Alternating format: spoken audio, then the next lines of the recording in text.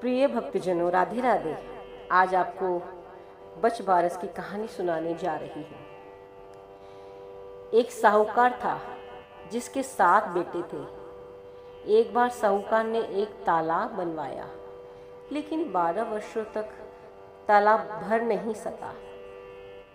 इससे परेशान होकर साहूकार कुछ विद्वान पंडितों के पास गया और उसने पूछा कि इतने दिन हो गए लेकिन मेरा तालाब क्यों नहीं भरता है। तब पंडितों ने कहा कि तुम्हें तुम्हारे बड़े बेटे या बड़े पोते की बलि देनी होगी, तब ही ये तालाब भरेगा। साहूकार ने पंडित की बात मानकर अपनी बड़ी बहू को पीहर भेज दिया।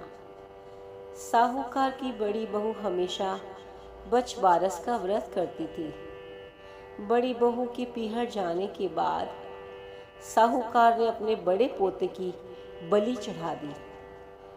तब घनघोर मेघ बरसने लगे और तालाब भर गया। जब साहूकार अपने तालाब की पूजा करने लगा तो अन्य लोग भी उसके साथ उसकी तालाब की पूजा करने लगे। जाते समय साहूकार ने अपनी दासी से कहा कि गेऊला धानुला यानी चने और मोट बना लेना। साहूकार की गाय के बच्चे का नाम भी गेऊला धानुला था।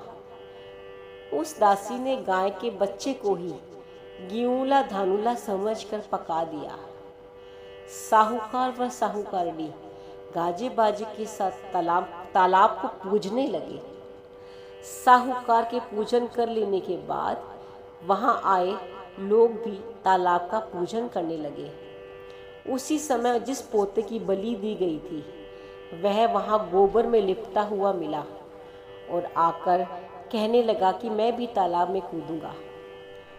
उस बच्चे को देखकर साहूकार ने कहा कि मैंने तो उसकी बलि दे दी थी जिससे यह तालाब भरा है, लेकिन गाय माता ने हमारी लाज रख ली और हमें हमारा पोता वापस लौटा दिया। अपने बेटे को वापस देखकर बहू भी बहुत खुश हुई। तब साहूकार दौड़ा दौड़ा घर वापस आया और दासी से कहने लगा कि गाय का बच्चा कहाँ है। तब दासी बोली कि आपने ही तो गेऊला धानुला को पकाने के लिए कहा तो मैंने उसे पका लिया। यह सुनते ही साहूकार को बहुत क्रोध आया और अपनी दासी से कहने लगा, अरे पापिनी, तूने ये क्या अनर्थ कर दिया।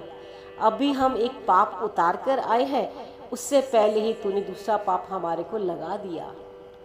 साहूकार अपना सिर पकड़ के बैठ गया। साहूकार और साहूकारनी सोचने लगे कि अब गाय आएगी तो उसको क्या जवाब देंगे। साहूकार ने एक हांडी में गाय के बच्चे को डालकर खड्डे में दबवा दिया। जब शाम को जंगल से गाय वापस आई तो अपने बच्चे को ना पाकर चिल्लाने लगी और गड्ढे में दबी हुई हंडिया को खोदने लगी। जब गाय ने हांडी को खोलकर निकाला तो उसमें बछड़ा निकल आया। जब साहूकार को पता चला कि वह भी बछड़े को देखने के लिए गया, उसने देखा कि बछड़ा तो अपनी माँ यानी अपनी गाय का दूध पीने में व्यस्त था। तब साहूकार ने पूरे गांव में ढिंढोरा पिटवाया कि सभी स्त्रियों को बच बारस का व्रत करना चाहिए। हे बच बारस माता, जैसे साहूकार की बहू को दिया वैसा हम सब को देना। जो सुनता है उनको देना, जो कहता है उनको देना। जय हो गणेश जी महाराज की जय, बच बारस की जय हो।